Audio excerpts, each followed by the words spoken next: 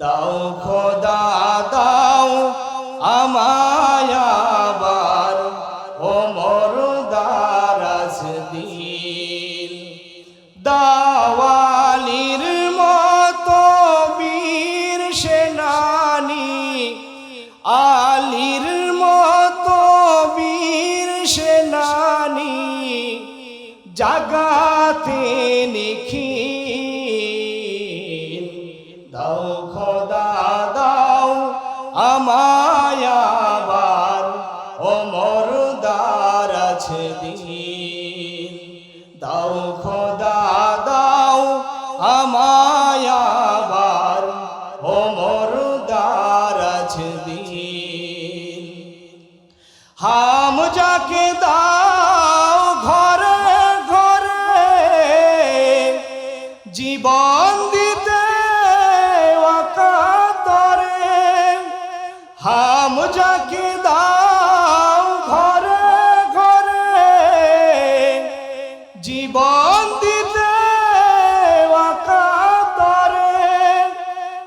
আবার কাবা ভাঙতে এলে, আবার কাবা ভাঙতে এলে পাঠাওয়া বাবিল।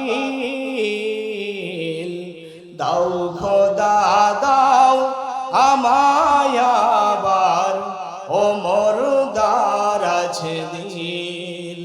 দাও খোদা দাও আমায় আবার ওমর দারাজ দিল।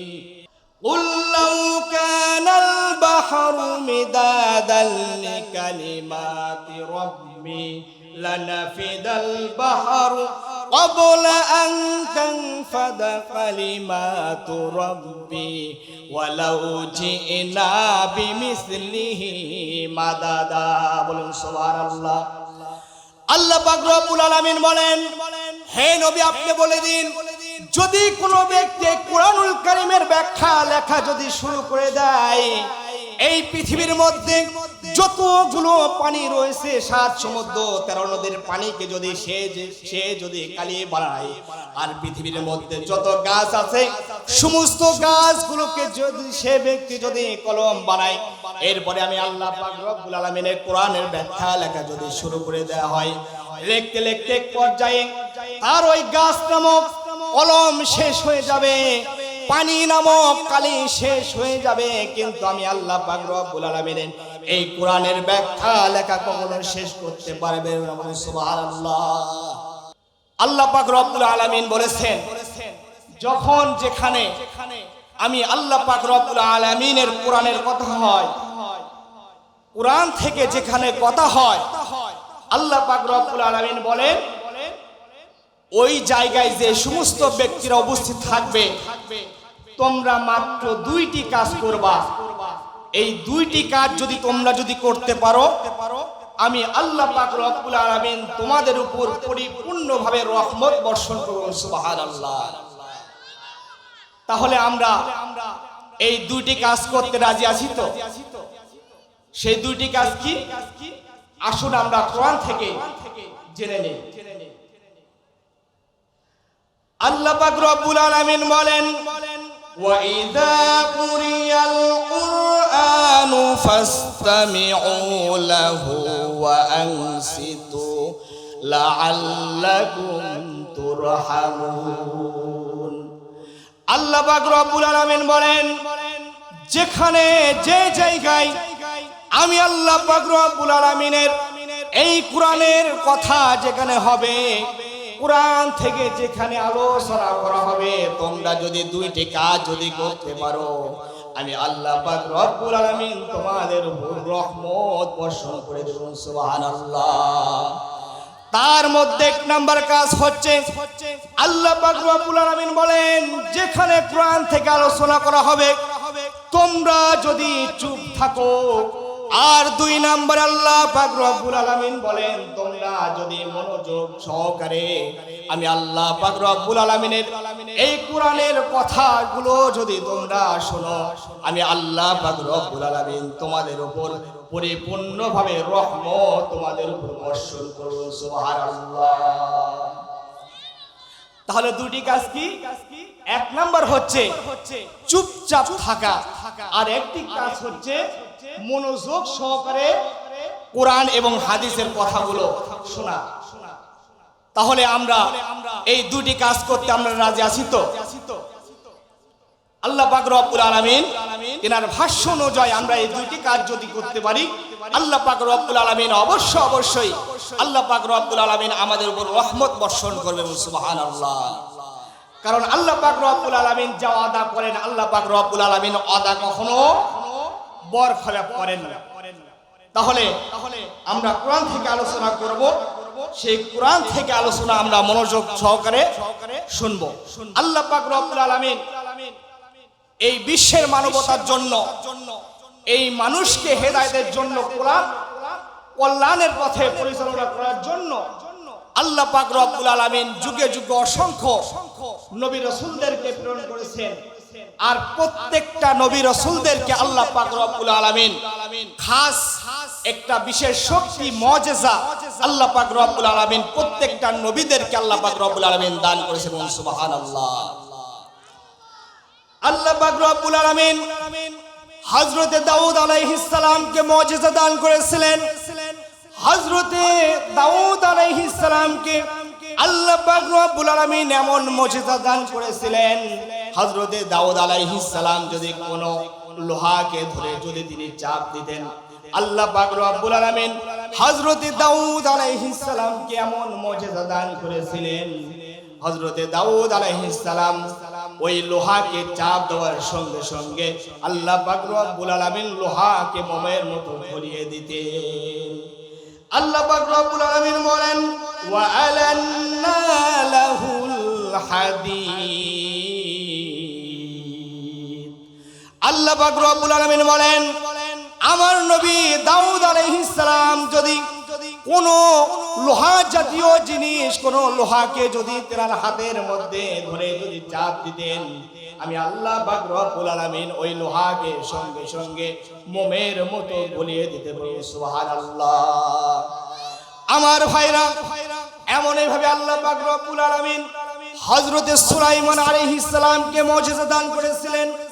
হযরতে সুলাইমান আলাইহিস সালামকে এমন মুজিজা আল্লাহ পাক রব্বুল আলামিন দান করেছিলেন, হযরতে সুলাইমান আলাইহিস সালাম যদি কোনো তক্তার উপর বসতেন, কোন রকমের ইঞ্জিন ছাড়া, কোন রকমের মেশিন ছাড়া, হযরতে সুলাইমান আলাইহিস সালাম তিনি তামাম পৃথিবী তেনার মন খুশি মতো তিনি সফর করে দিন বেরাতেন। সুবহানাল্লাহ। আমার ভাইরা, হযরতে মুসা আলাইহিস সালামকে মুজিজা দিয়েছিলেন একটা লাঠি। কি? একটা লাঠি। হযরতে সুলাইমান হযরতে মুসা আলাইহিস সালামকে আল্লাহ পাক রব্বুল আলামিন একটি লাঠির মাধ্যমে এত পরিমাণ মুজিজা দান করেছিলেন, আজ পর্যন্ত সেই লাঠি আল্লাহ পাক রব্বুল আলামিন সংরক্ষণ করে রেখেছেন। ওই লাঠির দ্বারা আজ পর্যন্ত কোনো ব্যক্তি আজ পর্যন্ত কোনো মুজিজা দেখাতে পারে না। বলুন সুবহানাল্লাহ।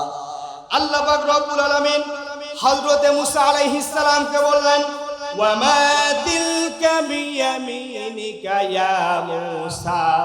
আল্লাহ পাক রব্বুল আলামিন বললেন, হে মুসা, তোমার হাতে এটা কি? হযরতে মুসা আলাইহিস সালাম বললেন, ক্বালা হিয়া আসায়া আতাওয়াক্কাউ আলাইহা ওয়া আহশু বিহা আলা গনামি ওয়া লিয়া ফিহা মাআরিব উখরা। বলুন সুবহানাল্লাহ। হযরতে মুসা আলাইহিস সালাম বললেন, আল্লাহ, আমার হাতে এটা লাঠি, এই লাঠি দিয়ে আমি চলাফেরা করি, এই লাঠি দিয়ে আমি বকরির জন্য পাতা মারি, এই লাঠি দিয়ে আমি অনেকগুলো কাজ করি। বলেন আল্লাহ পাক রব্বুল আলামিন শুধু জিজ্ঞাসা করেছিলেন এটা কি? হযরতে মুসা আলাইহিস সালাম বিস্তারিত ভাবে তিনি জবাব দিলেন। আল্লাহ পাক রব্বুল আলামিন বললেন, হে মুসা, তুমি যে সমস্ত কথা বললা, এই লাঠি শুধু এই সমস্ত কাজ নয়, বরং আমি আল্লাহ পাক রব্বুল আলামিন তোমাকে আদেশ করছি এক্ষুনি এই লাঠিকে তুমি ছেড়ে দাও। আল্লাহ পাক রব্বুল আলামিনের আদেশ পাওয়ার সঙ্গে সঙ্গে হযরতে মুসা আলাইহিস সালাম যখন ওই লাঠিকে যখনই জমিনের মধ্যে ছেড়ে দিলেন, বড় আকারে একটা অজগর সাপ হয়ে গেল। হযরতে মুসা আলাইহিস সালাম তিনি ভয় পেয়ে গেলেন। আল্লাহ পাক রব্বুল আলামিন বললেন, হে মুসা, কোনো ভয় নাই, কোনো চিন্তা নাই, তুমি এক্ষুনি ওই সাপটিকে আবার তুমি ধরার সঙ্গে সঙ্গে আমি আল্লাহ পাক রব্বুল আলামিন পুনরায় আবার লাঠি রূপে বানিয়ে দিব। আল্লাহ পাক রব্বুল আলামিনের আদেশ পাওয়ার সঙ্গে সঙ্গে হযরতে মুসা আলাইহিস সালাম তিনি যখন ওই সাপটিকে তিনি যখন স্পর্শ করলেন, যখন তিনি ধরলেন, আল্লাহ পাক রব্বুল আলামিন ওই লাঠি রূপে আবার ওই সাপটিকে আবার লাঠি রূপে তিনি বানিয়ে দিলেন। সুবহানাল্লাহ। এমনকি আল্লাহ পাক রব্বুল আলামিন ওই লাঠির মাধ্যমে হযরতে মুসা আলাইহিস সালামকে এমন মর্যাদা দান করেছিলেন, যখন ফিরাউন হযরতে মুসা আলাইহিস সালামকে দুনিয়া থেকে শেষ করে দেওয়ার জন্য, তেনাকে মানার জন্য যে সময় ফিরাউন হযরতে মুসা আলাইহিস সালামকে যখন আক্রমণ করলো, তিন দিক থেকে যখন হযরতে মুসা আলাইহিস সালামকে যখন ধাওয়া করলো, হযরতে মুসা আলাইহিস সালাম তিনি দৌড়াতে দৌড়াতে এমন জায়গায় গিয়ে তিনি দাঁড়ায় গেলেন যেখানে সামনে সমুদ্র, তিন দিক থেকে ফিরাউনের সৈন্যদল আক্রমণ করেছে। এবার হযরতে মুসা আলাইহিস সালামের সাথীরা বলল, হে নবী, আমরা তো আজকে মনে হয় আমরা পাকড়াও হয়ে গেলাম, আজকে মনে হয় ফিরাউনের হাত থেকে আমাদের কোনো রক্ষা নেই। হযরতে মুসা আলাইহিস সালাম বললেন, হে আমার সাথীরা, কোনো চিন্তার কোনো কারণ নাই, কারণ আমার সঙ্গে এবং তোমাদের সাথে যিনি আছেন তিনি কে? আল্লাহ পাক রব্বুল আলামিন। হযরতে মুসা আলাইহিস সালাম বললেন, হে সাথীরা, কোনো চিন্তা করো না, আমাদের সঙ্গে আমাদের সৃষ্টিকর্তা আল্লাহ পাক রব্বুল আলামিন আছেন, তিনি নিশ্চয় আমাদের জন্য একটা পথ বাতলে দিবেন। আল্লাহ পাক রব্বুল আলামিন হযরতে মুসা আলাইহিস সালামকে বললেন, হে মুসা, তোমার হাতে এটা কি? হযরতে মুসা আলাইহিস সালাম তিনি বললেন, হে আল্লাহ, আমার হাতে এটা লাঠি। আল্লাহ পাক রব্বুল আলামিন বললেন, এক্ষুনি তুমি সমুদ্রের মধ্যে, তুমি দরিয়ার মধ্যে তুমি আঘাত করো। আল্লাহ পাক রব্বুল আলামিন আদেশ পাওয়ার সঙ্গে সঙ্গে হযরতে মুসা আলাইহিস সালাম তিনি যখনই ওই দরিয়ার মধ্যে তিনি যখন আঘাত করলেন, আঘাত করার সঙ্গে সঙ্গে আল্লাহ পাক রব্বুল আলামিন হযরতে মুসা আলাইহিস সালামের জন্য 12টি রাস্তা তিনি বানিয়ে দিলেন। সুবহানাল্লাহ। এইভাবে আল্লাহ পাক রব্বুল আলামিন হযরতে মুসা আলাইহিস সালামকে তিনি এইভাবে তেনার লাঠির মাধ্যমে তেনাকে মুজিজা দান করেছিলেন। আমার ভাইরা, হযরত ঈসা আলাইহিস সালামকে মুজিজা দান করেছিলেন। হযরত ঈসা আলাইহিস সালাম তিনি যখন কোন রোগী মানুষের উপর, কোন অন্ধ ব্যক্তির চোখের উপর তিনি যখন হাত বুলিয়ে দিতেন, হযরতে মুসা আলাইহিস সালামের হাতের স্পর্শে ওই অন্ধ চক্ষু সঙ্গে সঙ্গে ভালো হয়ে যেত। সুবহানাল্লাহ। আল্লাহ পাক রব্বুল আলামিন বলেন, ওয়া উবরিউল আকমাহা ওয়াল আবরাসা ওয়া উহয়িল মাউতা বিইذনিল্লাহ। হযরত ঈসা আলাইহিস সালাম তিনি যখন কোনো অন্ধ ব্যক্তির হাতে, তিনার অন্ধ ব্যক্তির চোখের উপর তিনি যখন হাত দিয়ে তিনি যখন বলে দিতেন, সঙ্গে সঙ্গে চক্ষু ভালো হয়ে যেত। কুষ্ঠরোগীর শরীরে তিনি যখন হাত বলে দিতেন, কুষ্ঠরোগী ভালো হয়ে যেত। এমনকি হযরতে ঈসা আলাইহিস সালাম তিনি যখন কোনো মৃত ব্যক্তির শরীরে স্পর্শ করে তিনি যখনই আল্লাহ পাক রব্বুল আলামিনের আদেশে তিনি যখন দাঁড়িয়ে যেতে বলতেন, হযরতে ঈসা আলাইহিস সালামের হাতের স্পর্শে মৃত ব্যক্তি জিন্দা হয়ে যেতেন। সুবহানাল্লাহ। এমনই ভাবে প্রত্যেকটা নবীকে আল্লাহ পাক রব্বুল আলামিন অলৌকিক কিছু শক্তি মুজিজার মাধ্যমে আল্লাহ পাক রব্বুল আলামিন দান করেছিলেন। আমার ভাইরা, প্রত্যেকটা নবীকে আল্লাহ পাক রব্বুল আলামিন এইভাবে মুজিজা দান করলেন। হযরতে মুসা আলাইহিস সালামকে যে মুজিজা দান করেছিলেন লাঠির মাধ্যমে, আজ পর্যন্ত সেই লাঠি সংরক্ষিত আছে। কিন্তু আজ পর্যন্ত হযরতে মুসা আলাইহিস সালামের পরে আজ পর্যন্ত কোনো ব্যক্তি ওই লাঠির দ্বারা কোনো ব্যক্তি মুজিজা দেখাতে পারেন নাই। আমার ভাইরা, এমনই ভাবে হযরতে ঈসা আলাইহিস সালাম তিনি তেনাকে যখন আল্লাহ পাক রব্বুল আলামিন তিনাকে যখন জমিন থেকে যখন উঠিয়ে নিলেন, এরপর থেকে কোনো ব্যক্তির হাতের স্পর্শে কোনো ব্যক্তি জীবিত হয় নাই। ঠিক এইভাবে আজ পর্যন্ত কোনো ব্যক্তি বিনা ইঞ্জিন, বিনা মেশিনে কোনো ব্যক্তি তক্তার উপর বসে আকাশ প্রাণে কোনো ব্যক্তি উঠতে পারে নাই, সুতরাং এর দ্বারা বসে গেল প্রত্যেকটা নবী যখন ইন্তেকাল করেছেন, প্রত্যেকটা নবীর ইন্তেকালের মাধ্যমে আল্লাহ পাক রব্বুল আলামিন প্রত্যেকটা নবীর মুজিজাকে আল্লাহ পাক রব্বুল আলামিন সমাপ্তি ঘোষণা করে দিয়েছেন। সুবহানাল্লাহ। আমার ভাইরা, কিন্তু আমার আপনার নবী বিশ্ব নবী মুহাম্মদ সাল্লাল্লাহু আলাইহি সাল্লামকে আল্লাহ পাক রব্বুল আলামিন এত পরিমাণ মুজিজা দান করেছিলেন, প্রায় 3000-এর অধিক আল্লাহ পাক রব্বুল আলামিন আমাদের নবী বিশ্ব নবী মুহাম্মদ সাল্লাল্লাহু আলাইহি সাল্লামকে মুজিজা দান করেছিলেন। আল্লাহ পাক রব্বুল আলামিন তিনার হাবিবকে এতগুলো মুজিজার মধ্যে সর্বশ্রেষ্ঠ মুজিজা দান করেছেন কুরআনুল কারীম। কারণ প্রত্যেকটা নবীর মুজিজা মৃত্যুর মাধ্যমে শেষ হয়ে গেছে, কিন্তু আমার আপনার নবীকে আল্লাহ পাক রব্বুল আলামিন যে মুজিজা কুরআনুল কারীমকে যে দান করেছিলেন, নবী করিম সাল্লাল্লাহু আলাইহি সাল্লাম 1500 বছর আগে তিনি দুনিয়া থেকে তিনি ইন্তেকাল করে তিনি চলে গিয়েছেন, কিন্তু আজ পর্যন্ত সেই কুরআনুল কারীম মুজিজা হিসাবে কুরআনুল কারীম এই পৃথিবীর মধ্যে সংরক্ষিত আছে কি আছে না? আছে। আর কিয়ামত পর্যন্ত আল্লাহ পাক রব্বুল আলামিনের এই মহাগ্রন্থ আল কুরআন পৃথিবীর মধ্যে সংরক্ষিত থাকবে। আমার ভাইরা, এই কুরআনুল কারীমের সবচাইতে বড় মুজিজা হচ্ছে, এই কুরআনুল কারীমের সবচাইতে বড় মুজিজা হচ্ছে কোন ব্যক্তি যদি কুরআনুল কারীমের যদি ব্যাখ্যা লেখা যদি শুরু করে দেয়, কুরআনুল কারীমের ব্যাখ্যা লিখতে লিখতে এক পর্যায়ে তার হায়াত শেষ হয়ে যাবে, এক পর্যায়ে সে ব্যক্তি দুনিয়া থেকে চলে যাবে, সেই ব্যক্তির মৃত্যু বরণ হতে পারে, সব কিছু শেষ হয়ে যেতে পারে, কিন্তু কুরআনুল কারীমের ব্যাখ্যা কখনো শেষ করা যাবে না। বলুন সুবহানাল্লাহ। আল্লাহ পাক রব্বুল আলামিন এই কথাই বলেন, কুল লাউ কানাল বাহরু মিদাদাল লিকালিমাতি রাব্বি লানাফিদাল বাহরু ক্বাবলা আন তানফাদা কালিমাতু রাব্বি ওয়ালাউ জিনা বিমিসলিহি মাদাদা। বলুন সুবহানাল্লাহ।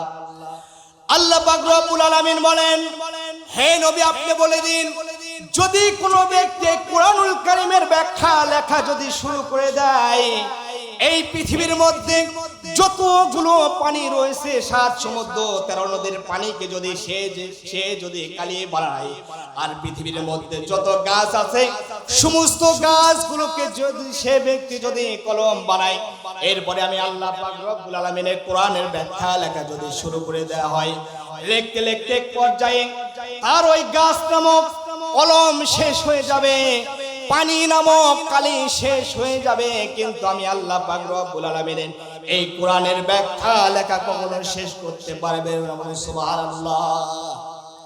তাহলে কুরআনুল কারীম আল্লাহ পাক রব্বুল আলামিন অশেষ একটা মুজিজা দান করেছেন, যে এই কোরআনের ব্যাখ্যা আজ পর্যন্ত কোনো ব্যক্তি ব্যাখ্যা লেখে লেখে, অনেক তাফসীরের কিতাব রয়েছে, আজ পর্যন্ত কোনো তাফসীরবিদগণ এই কথা বলে নাই যে আজ থেকে আমি যে কোরআনের ব্যাখ্যা যে লিখলাম, কোরআনের যে তাফসীর করলাম, এরপরে আর কোনো তাফসীর লিখতে প্রয়োজন হবে না। আজ পর্যন্ত কোনো ব্যক্তি কি এই কথা বলেছে? বলে নাই। বরং এর দ্বারা বোঝা যায় যে আল্লাহ পাক রব্বুল আলামিন এই কুরআনুল কারীমে অশেষ অনেক আল্লাহ পাক রব্বুল আলামিন কথা রেখেছেন। আল্লাহ পাক রব্বুল আলামিনের কথা আলফাজ অনেক সংক্ষেপে, অনেক ছোট্ট ছোট্ট, কিন্তু একটা ওয়ার্ড, একটা শব্দের ব্যাখ্যা যদি কোনো ব্যক্তি যদি পরিপূর্ণভাবে যদি কোনো ব্যক্তি লিখতে চায়, কখনো তো শেষ হবে না। সে ব্যক্তি লিখতে লিখতে খণ্ড খণ্ড হয়ে যাবে, হাজার হাজার খণ্ড হবে, কিন্তু আল্লাহ পাক রব্বুল আলামিনের একটা কোরআনের ওই একটা শব্দের ব্যাখ্যা লিখে কোনো ব্যক্তি শেষ করতে পারবে না। আমার ভাইরা, আল্লাহ পাক রব্বুল আলামিন যখন জানার হাবিব মুহাম্মদ সাল্লাল্লাহু আলাইহি সাল্লামকে যখন এই কুরআনুল কারীমকে তিনাকে যখন নবুয়ত হিসেবে দান করলেন, আল্লাহ পাক রব্বুল আলামিনের হাবিব মুহাম্মদ সাল্লাল্লাহু আলাইহি সাল্লাম তিনি যখন আবু জেহেল, উতবা, সাইবা, মুগিরা সকলের সামনে তিনি যখন এসে বললেন, ইয়া আইয়ুহান নাসু কুলু লা ইলাহা ইল্লাল্লাহ। আল্লাহর নবী বিশ্ব নবী মুহাম্মদ সাল্লাল্লাহু আলাইহি সাল্লাম তিনি যখন বললেন, হে মক্কাবাসীরা তোমরা বলো আল্লাহ ছাড়া কোনো ইলাহ নাই, আল্লাহ ছাড়া কোনো মাবুদ নাই, আল্লাহ ছাড়া কোনো রিজিক দাতা নাই, তিনি ছাড়া আমাদের কোনো মাবুদ নাই। তিনি আমাদের সৃষ্টিকর্তা, তিনি আমাদের পালনকর্তা, তিনি আমাদেরকে রিজিক দেন। এই কথা তোমরা বলে দাও, এই কথা তোমরা অন্তরে তোমরা স্বীকারোক্তি করে দাও। নবী করিম সাল্লাল্লাহু আলাইহি সাল্লাম তিনি যখন এই কথা যখন মক্কাবাসীদের সামনে তিনি যখন এই কথা তিনি যখন ঘোষণা করে দিলেন, মক্কার বাসীরা নবী করিম সাল্লাল্লাহু আলাইহি সাল্লামকে ভালোবেসেছিলেন নাকি তার উপর অত্যাচার নির্যাতন করেছিল? নবী করিম সাল্লাল্লাহু আলাইহি সাল্লামকে এই কথা বলার কারণে নবী করিম সাল্লাল্লাহু আলাইহি সাল্লামের উপর অত্যাচার নির্যাতন আসলো। যে নবী করিম সাল্লাল্লাহু আলাইহি সাল্লামকে 40 বছর আগ পর্যন্ত তেনাকে আল আমিন বলে তারা ডাকতো, বিশ্বাস করত। আজ তিনি যখন এক আল্লাহ পাক রব্বুল আলামিনের এই মহান গ্রন্থ আল কোরআনে তিনি যখন তিনি দাওয়াত দিলেন, কোরআনে তিনি যখন দাওয়াত দিলেন, কালেমা তিনি যখন দাওয়াত দিলেন, নবী করিম সাল্লাল্লাহু আলাইহি সাল্লামকে অত্যাচার করেছিল কিনা? আজ পর্যন্ত কোন ব্যক্তি যদি এই হকের যদি কোনো ব্যক্তি আওয়াজ তোলে, কালেমার যদি দাওয়াত দাও, সেই ব্যক্তির উপর আক্রমণ আসে কি আসে না? আসে।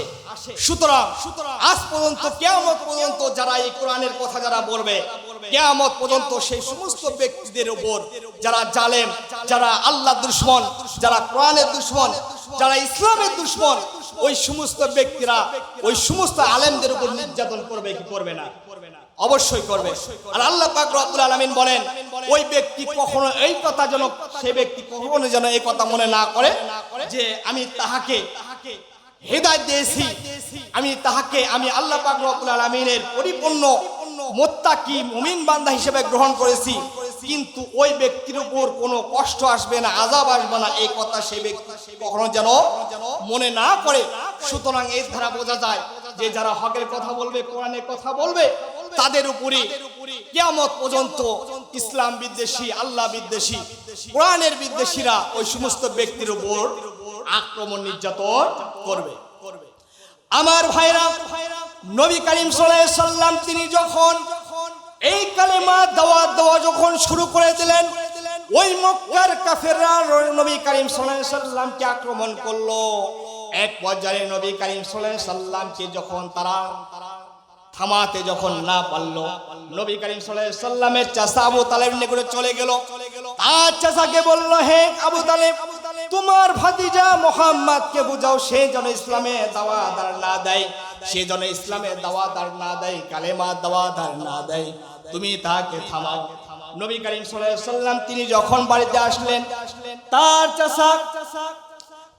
চাচা নবী করিম সাল্লাল্লাহু আলাইহি সাল্লামকে বললেন, হে চাচা, ওই ব্যক্তিদেরকে বলে দেন, তারা যদি আমাকে ডান হাতে যদি সূর্য এনে দেয় আর বাম হাতে যদি তারা যদি আমাকে চন্দ্র এনে দেয়, তখন আমি কোরআনের দাওয়াত দেওয়া থেকে বিন্দু মাত্র আমি হটবো না।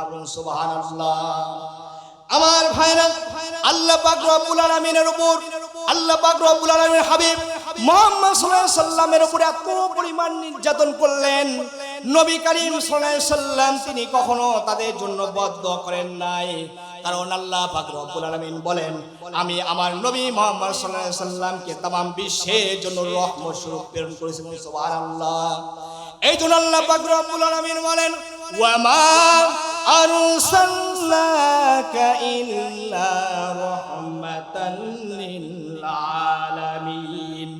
আল্লাহ পাক রব্বুল আলামিন বলেন, হে নবী, হে মুহাম্মদ সাল্লাল্লাহু আলাইহি সাল্লাম, আপনাকে আমি আল্লাহ পাক রব্বুল আলামিন तमाम বিশ্বের জন্য রহমত স্বরূপ প্রেরণ করেছি। সুবহানাল্লাহ। রহমাতুল লিল আলামিন নবী কোরআনে প্রমাণ, আশিক বিনে কে বুঝিবে আমার দয়াল নবীর শান, উম্মত বিনে কে বুঝিবে আমার দয়াল নবীর শান। রহমাতুল লিল আলামিন নবী কোরআনে প্রমাণ, আশিক বিনে কে বুঝিবে আমার দয়াল নবীর শান, উম্মত বিনে কে বুঝিবে আমার দয়াল নবীর শান। নবী আমার মদিনারি বুলবুল, আমার আল্লাহ ভালোবেসে নামটি দিলেন হাবিবে রসুল। ওই নবীকে ভুল বুঝিলে, ওই নবীকে ভুল বুঝিলে থাকবে না ঈমান। আশিক বিনে কে বুঝিবে আমার দয়াল নবীর শান। রহমাতুল লিল আলামিন নবী কোরআনে প্রমাণ। আশিক বিনে কে বুঝিবে আমার দয়াল নবীর শান। এই নবীকে ভালোবাসা আমাদের দরকার আছে কি আছে না? আল্লাহ পাক রব্বুল আলামিন আমাদেরকে তেনার হাবিবকে পরিপূর্ণভাবে ভালোবেসে আমাদেরকে জীবনকে আল্লাহ পাক রব্বুল আলামিন সঠিক রাস্তায় পরিচালনা করার মতো তৌফিক দান করুন। আল্লাহুম্মা আমিন। ওয়া আখিরু দাওয়ানা আলহামদুলিল্লাহি রাব্বিল আলামিন। আসসালামু আলাইকুম ওয়া রাহমাতুল্লাহি ওয়া বারাকাতুহু।